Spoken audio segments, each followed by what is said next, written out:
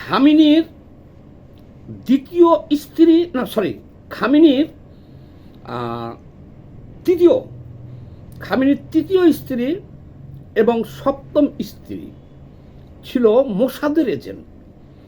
Mossad মানে তো আপনারা বুঝেন, ইসরায়েলি গোয়েন্দা সংস্থার নাম হলো সংক্ষেপে মোসাদ।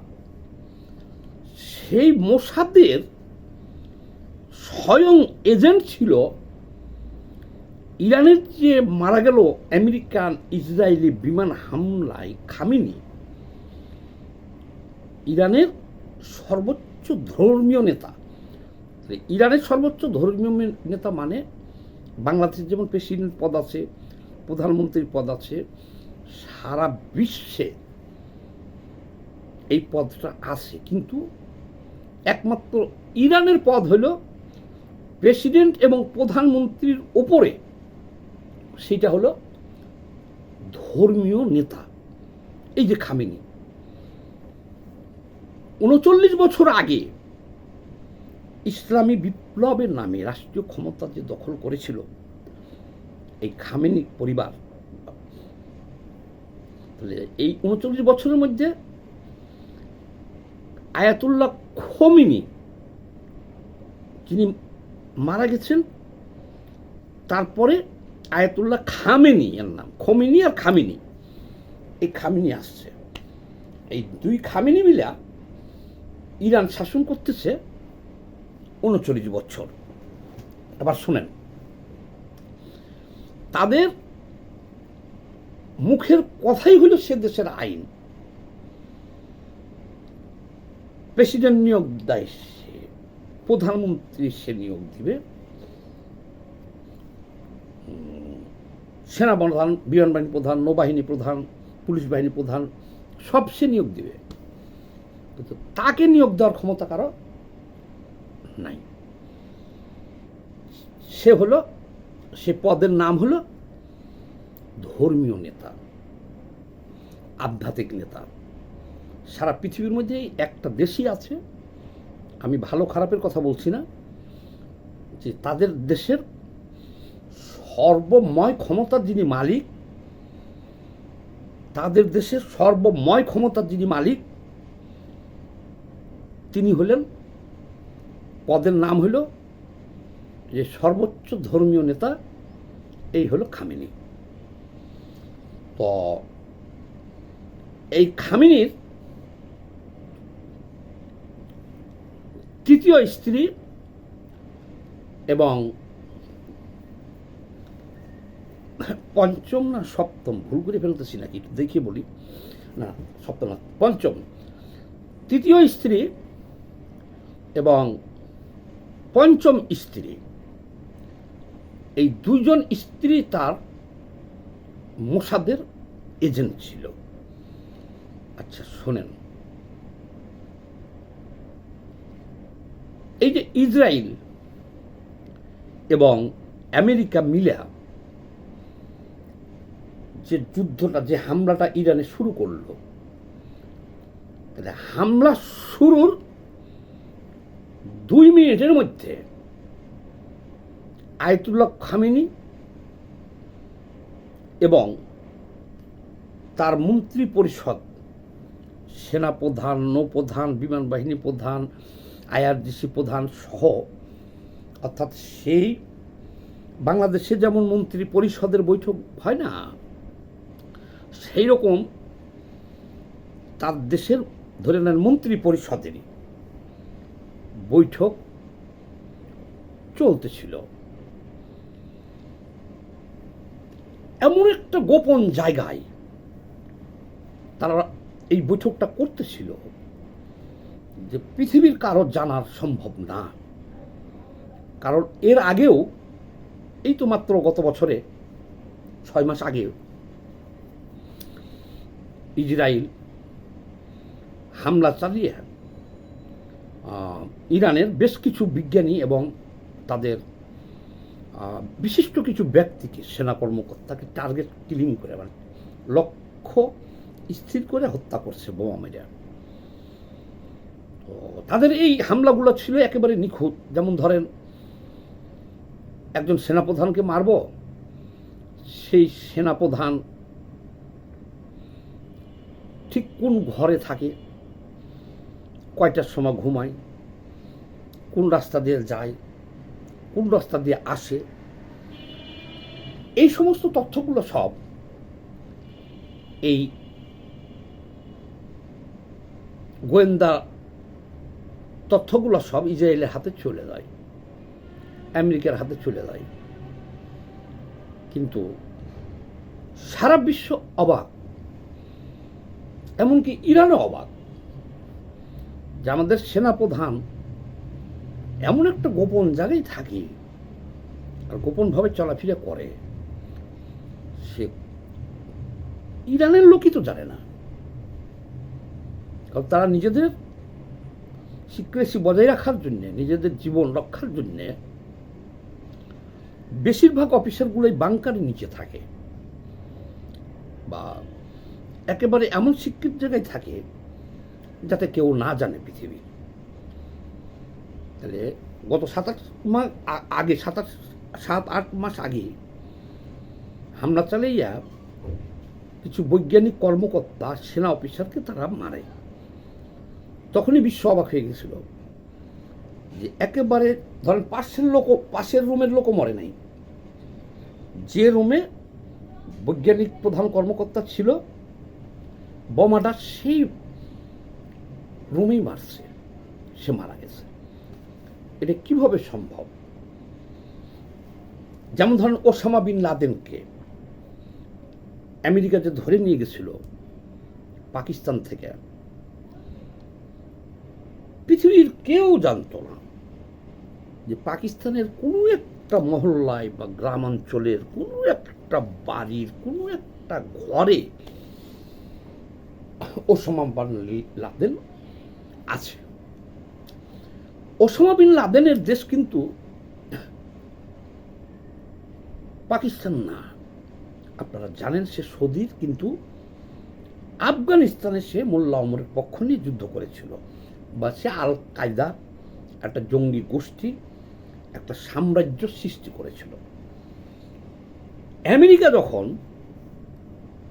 হামলা চালাইয়া আফগানিস্তান দখল করে নাই, এক ওসামা বিন লাদেনকে ধরার জন্য তারা আফগানিস্তানে একটা অভিযান পরিচালনা করে, সমস্ত আফগানিস্তান দখল করে নিয়ে তন্ন তন্ন করে খুঁজিয়া তাকে বের করতে পারে নাই।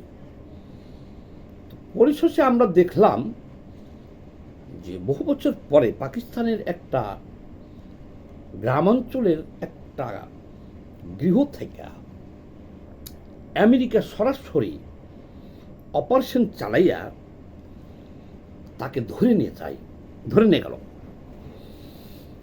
সারা বিশ্ব আমরা কিন্তু হতবাক।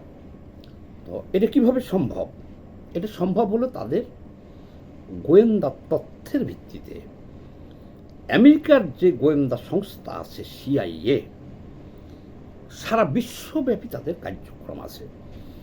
বাংলাদেশেও তাদের ব্রাঞ্চ আছে, অসংখ্য গোয়েন্দা কাজ করতেছে, আপনার আমার পাশে মিশে তারা কাজ করতেছে।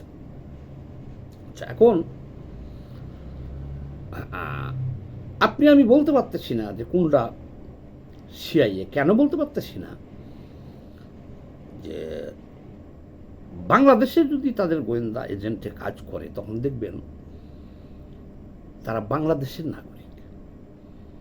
যেমন আমি আমেরিকার এজেন্ট হইতে পারি, তাহলে কি আপনি বুঝবেন? আপনি তো দেখতেছেন আমি বাংলাদেশের মানুষ, কিন্তু সাদা চামড়ার মানুষকে, আমেরিকার মানুষকে যদি আমেরিকা এজেন্ট নিয়োগ করে, তাইলে তো আমরা ধরা পড়ে যাব। সে ধরা পড়ে যাব না? একটা বিদেশি লোক, আমেরিকান লোক এখান থেকে হাইটে গেলেই তো সব চেয়ে থাকে, তাহলে সে কি কোনো গোয়েন্দা কার্যক্রম চালাইতে পারবে?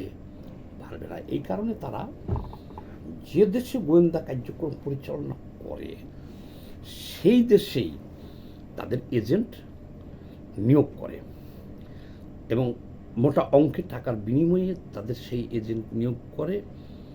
সেই এজেন্টকে তারা আমেরিকা নিয়ে যায় বা আমেরিকান দূতাবাসে নিয়ে যায়, তারা কঠোরভাবে ট্রেনিং দেয়, গোয়েন্দা ট্রেনিং দেয়, প্রশিক্ষণের মাধ্যমে যখন দেখে যে হ্যাঁ সে ফিট, তখন তাকে মাঠে ছাড়া হয়।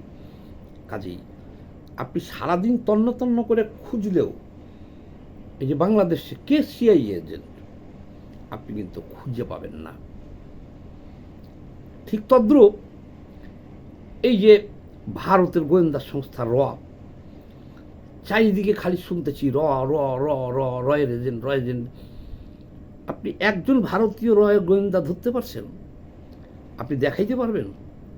ভারতীয় নাগরিকদের তো চেহারা ছবি মোটামুটি আলাদাই, তাহলে তো ধরতে সুবিধা হইতো। এই যে আমরা সারা দিন রাত ভারতের বিরোধিতা করতেছি, ভারতের গোয়েন্দা সংস্থা খুঁজতেছি, রয়ের এজেন্ট বলতেছি, একজন রয়ের এজেন্ট ধরতে পারছেন? এই কারণে পারেন নাই। বাংলাদেশে কি রয়ের এজেন্ট নাই, গোয়েন্দা এজেন্ট নাই? অসংখ্য আছে, ধরবেন কিভাবে? এমনও তো হইতে পারে আপনার ওয়াইফ রয়ের এজেন্ট, আপনি রয়ের এজেন্ট, বা যে আপনাকে বলতেছে যে তুই রয়ের এজেন্ট সেই রয়ের এজেন্ট। মজার ব্যাপার হলো যে তারা যে রয়ের এজেন্ট নিয়োগ দেয়, ও দেখ সে তো এই দেশেরই নাগরিক। তার এখন মূল আলোচনাটি ফিরে আসি, ভিডিও বড় হয়ে যাবে। ইরানের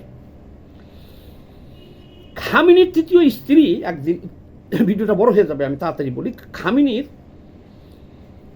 তৃতীয় স্ত্রী একদিন পঞ্চম স্ত্রীকে ডেকে বলল যে তুই তো ধরা পড়ে যাবি, তুই তো মোসাদের এজেন্ট, তুই ইসরায়েলের। এই কথা শোনার পরে খামেনির পঞ্চম স্ত্রী সাথে সাথে জ্ঞান হারায়, বেহুশ হয়ে যায়। কিন্তু কথা হইল কি, কেন জ্ঞান হারাইছে?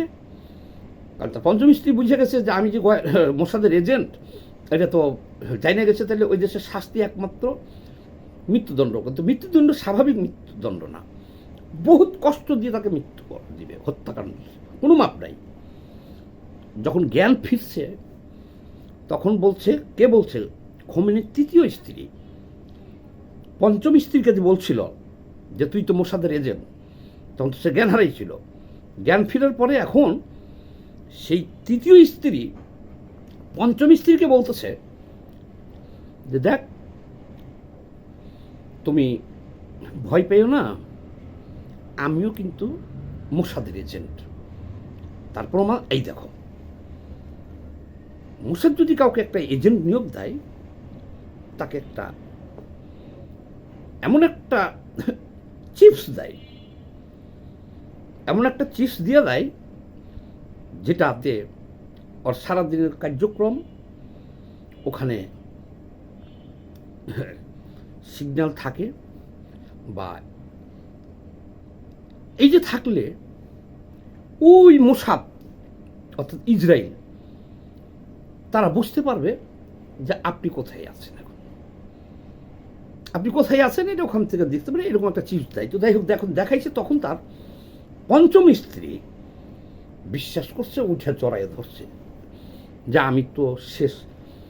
বলছে না, আমিও মোসাদের এজেন্ট, কিন্তু আমি তো বহুদিন ধরেই, তোমার আচরণ যেভাবে তুমি করতেছ, তুমি তো ধরা পড়ে যাইবা।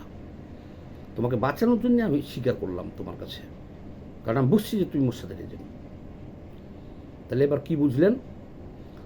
যে খামেনি শেষ বিয়ে করেছে 10 মাসের শিশু, আর বাকি স্ত্রীদের মধ্যে মনে হয় জীবিত, যেমন আজকে যেটা পাইলাম বইয়ে, তৃতীয় স্ত্রী এবং পঞ্চম স্ত্রী। তাহলে তারা যদি নবীজির হাদিস মানে, তাহলে তো 4টে স্ত্রী বেশি থাকার কথা না।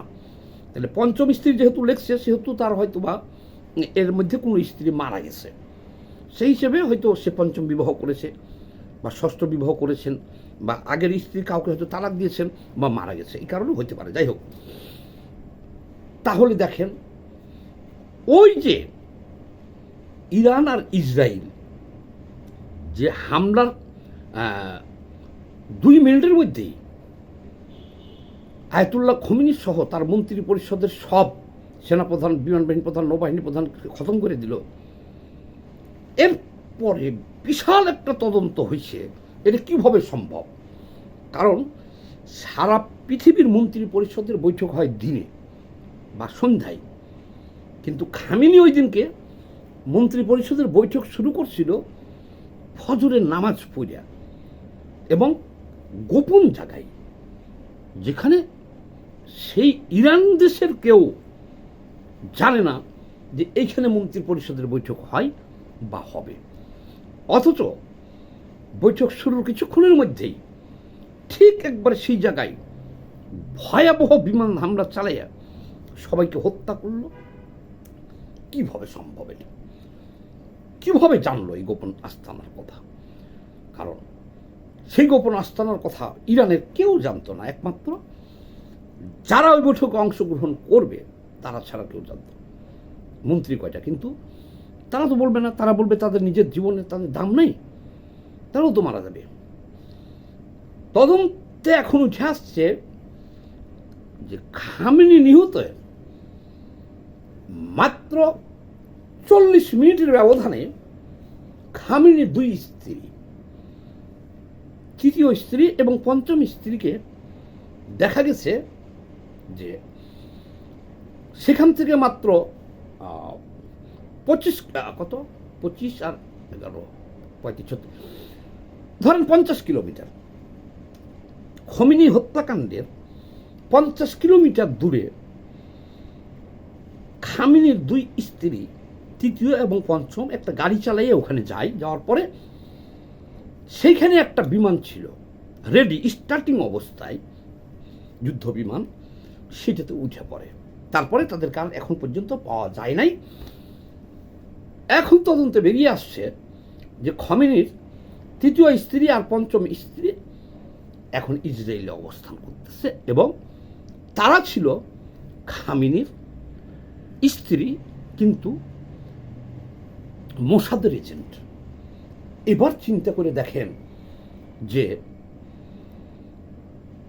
কেন মোসাদ সারা বিশ্বের মধ্যে, রাশিয়ার কেজিবি, পাকিস্তানের আইএস, ভারতের র, আমেরিকার সিআইএ, এ করে তো বিখ্যাত। তার মধ্যে পৃথিবীর মধ্যে 1 নম্বর গোয়েন্দা সংস্থা হলো এই মোসাদ, ইসরায়েল। কেন এবার বুঝেন। এ তো ভিডিও বড় হয়ে গেছে, বিস্তারিত বলতে পারলাম না, পরে বলবো আর একটা ভিডিওতে, যে কিভাবে সম্ভব যে খোমেনির স্ত্রী মোসাদের এজেন্ট। এর ইতিহাস আছে। তারা ধরেন খোমেনির বিয়ে করার পরে তার এজেন্ট নিয়োগ দেয় নাই। ইরানের এরকম হাজার হাজার নারীকে তারা শিশুকাল থেকেই তারা এজেন্ট নিয়োগ করছে, তাদেরকে সেভাবে ট্রেনিং দিচ্ছে, লেখাপড়া করাইছে, দীর্ঘদিন ইনভেস্ট করছে। এখন এই হাজার হাজার নারী সুন্দরী এরা টার্গেট করে যে আমি খোমেনিকে বিয়ে করব, কেউ মুখ্যমন্ত্রীকে বিয়ে করব, কেউ ওই সেনা অফিসারকে বিয়ে করব। তাহলে এই হাজার হাজার নারীর মধ্যে থেকে আপনার তো একজনকে পছন্দ হবেই। আর আপনি তো জানতেছেন যে এই নারীটার বিয়ের প্রস্তাব নিয়ে আসছে যে সে তো রহিমের মেয়া, ওই করিমের মেয়া, ওই শহীদার মেয়া। তখন তো আর আপনার ব্রেনে ওই চিন্তা নাই যে এই মেয়েটা মোসাদের এজেন্ট হইতে পারে। আপনার ব্রেনে আসবো যে এটা আমার দেশের, আমার মহল্লার, আমার এলাকার ওই করিমের মেয়েটা, করিম দোকানদারের মেয়েটা, ওই ছাগল পালন করে, খামার আছে হাকিম, তার মেয়ে এটা। এই মেয়েগুলোকে ইরানের বড় বড় অফিসার যেগুলো আছে, যারা দ্বিতীয় তৃতীয় চতুর্থ বিবাহ করেছেন, সবগুলোর হলো মোসাদের এজেন্ট বিয়ে করতে বাধ্য হয়েছে তারা। এবং এই কারণেই যাকে যখন দরকার তাদের টার্গেট করে মেরে ফেলতে পারছে। ওই যে পিসি দেওয়া আছে, তথ্য যাচ্ছে যে এখানে এখন ইনি আছে। সারা বিশ্ব হলো অবাক যে আয়াতুল্লাহ খোমেনির, আবার আপনারা এটা মনে করেন না যে আয়াতুল্লাহ খোমেনি বোকা, সম্ভব না, বোকা না। তাদের নিয়োগের প্রক্রিয়াটা বুঝলেন তো। ভিডিওটা বড় হয়ে যেতেছে, আমি পরে আর এক ভিডিওতে আলোচনা করব। ধন্যবাদ।